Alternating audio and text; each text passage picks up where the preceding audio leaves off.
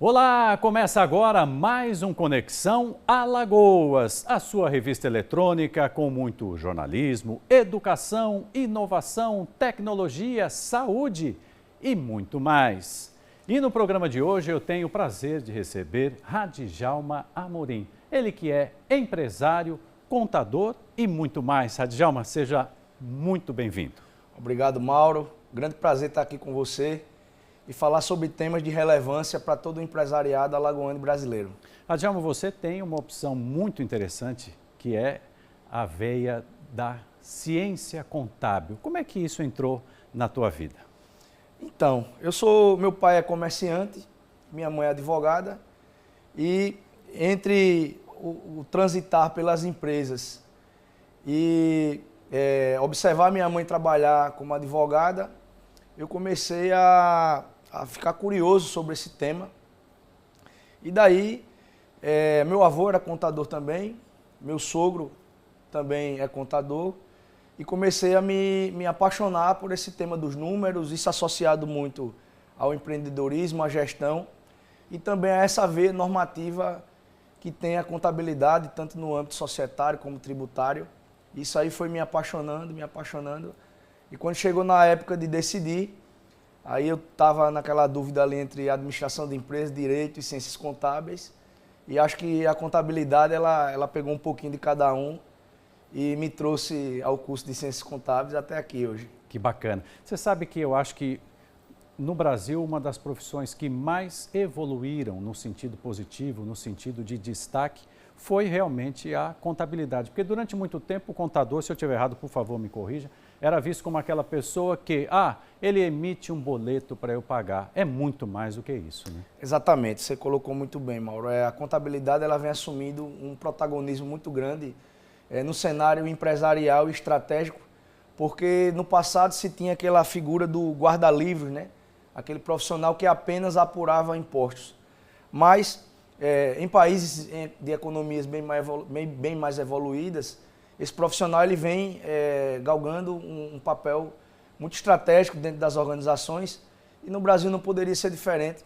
A gente vem saindo dessa posição e realmente, eu costumo dizer, a gente senta na cadeira com o empresário e discute realmente os rumos de um negócio, porque a própria ciência contábil e o profissional de contabilidade, ele reúne toda essa polivalência de conhecimentos que vai desde aspectos realmente burocráticos, como a abertura da empresa, passando por aspectos estratégicos como o melhor regime de tributação, e dentro da estratégia lá na ponta mesmo com o CEO da empresa, ele vai trabalhar assuntos como margem, precificação, previsão de números, o orçamento. Então ele trata do presente e do passado, e também ele trata do futuro, ou seja, qual o rumo que a empresa vai tomar, por quê?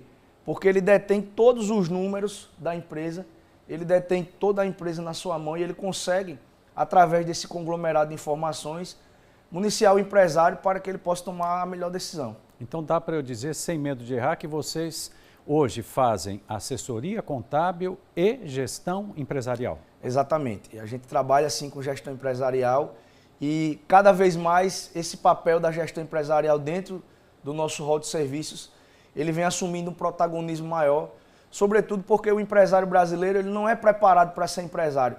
Muitas vezes ele tem uma ideia bacana, ele tem um conceito bacana de produto, de serviço.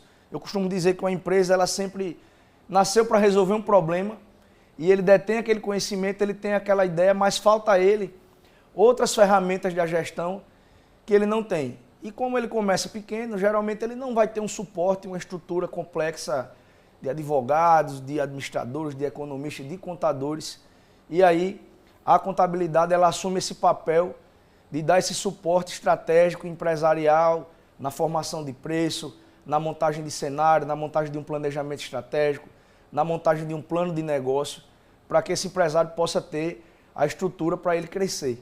Então a gente realmente, nas nossas atividades, a gente vem com esse protagonismo dessa atividade estratégica em nossos clientes. É muito bacana ouvir o Radjalma falar com a gente dessa maneira, porque é fato, né? No Brasil, a maioria dos empreendedores, quando vai atrás de abrir algum negócio, é porque ele está ali precisando empreender na necessidade, né? Raramente na oportunidade. Né? Exatamente. E aí falta o quê?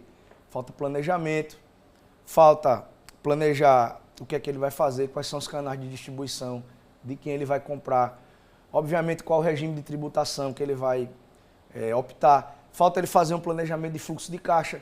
Geralmente negócios em fases iniciais têm um consumo de caixa excessivo e ele precisa se planejar para saber se naquele ato de tempo ele vai ter caixa para financiar. E é por essas razões que a maioria das empresas elas morrem antes de completar o seu primeiro ano, justamente porque falta esse planejamento, falta essa estruturação, falta esse conhecimento ao empresário para que ele possa empreender e ter sucesso e lograr êxito em seu negócio. Me diz uma coisa com sinceridade, todo contador precisa fazer terapia para entender a legislação, ter paciência no nosso país? Como é que é isso no teu dia a dia, hein? Excelente pergunta. Primeiro, a gente precisa fazer terapia porque às vezes a gente é terapeuta do próprio cliente, né?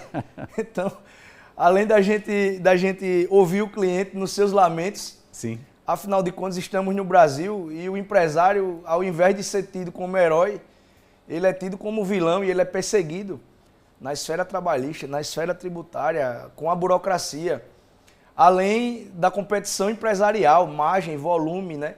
Então, a gente, além de ser psicólogo dele, a gente precisa se tratar também, porque realmente é um emaranhado gigantesco de legislação, todos os dias ela vai mudando. Para você ter uma ideia, hoje eu tenho um profissional lá no escritório só focado em estudar a legislação, ou seja, tudo que é publicado na esfera federal, municipal e estadual, ele tem que estar lendo o Diário Oficial todos os dias para poder nos municiar e nós estarmos atualizados para atender a toda a clientela. Então, realmente, precisa de terapia porque muda demais, a legislação muda muito no Brasil, muitas obrigações acessórias que nos sufocam e, às vezes, a terapia é necessária mesmo. E esse é um dos temas que te trouxe aqui, né? Que a gente vai falar um pouquinho agora de reforma tributária e Simples Nacional. Eu queria primeiro, por favor, Radjalma, que você explicasse para nós o que é o Simples Nacional. Bom, o Simples Nacional, ele é um regime unificado de tributação que, embora o seu nome seja simples, ele não é tão simples assim, né?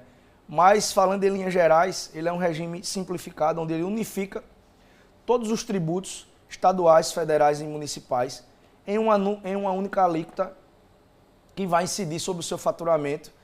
E aí, tanto a faixa de alíquotas como a faixa de faturamento, para que atenda determinadas alíquotas, ela vai ser atribuída de acordo com o segmento que cada empresa vai atuar. Então, geralmente você tem anexos, por exemplo, um anexo para comércio, um anexo para serviço, um anexo para indústria. E aí, de acordo com esse anexo, você vai ter uma faixa de faturamento e uma alíquota que vai ser atribuída de acordo com a faixa de faturamento que aquela empresa está. É importante dizer que o simples, como se fala, ele não é tão simples. Primeiro porque ele penaliza a empresa que cresce. Ou seja, quanto mais o faturamento dessa empresa aumenta, maior vai ser a alíquota que ela tem. Então, quanto mais ela cresce, mais ela é penalizada com alíquotas mais altas. E existem muitas regras para que uma empresa ela possa optar pelo simples. Existem regras de exclusão, existem regras de adesão. Então, apesar do simples já estar dentro do direito tributário brasileiro, dentro do ordenamento jurídico brasileiro, há muito tempo, ainda tanto os empresários como os profissionais ainda têm problemas para entender uma legislação que, apesar do nome de ser simples, ela é um tanto quanto complexa, sobretudo para empresários, como eu falei há pouco, que não têm preparo para ser empresário.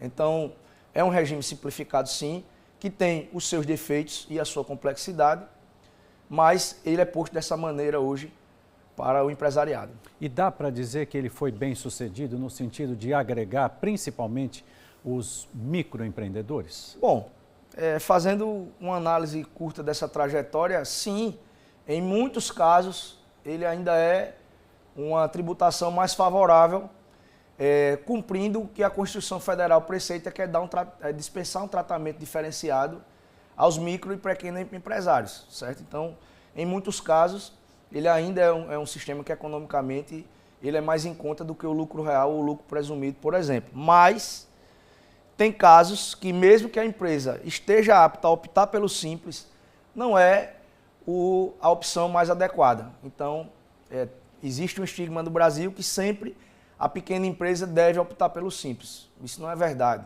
Ela tem que simular os cenários e ver qual que é o melhor cenário que se adeque à sua atividade, à faixa de faturamento, para que você possa, e inclusive a sua estrutura de margem de lucro, de margem bruta, de margem líquida, quais são os tributos que você trabalha, para que você possa fazer a melhor opção, seja ela o Simples, o lucro real ou o lucro presumido.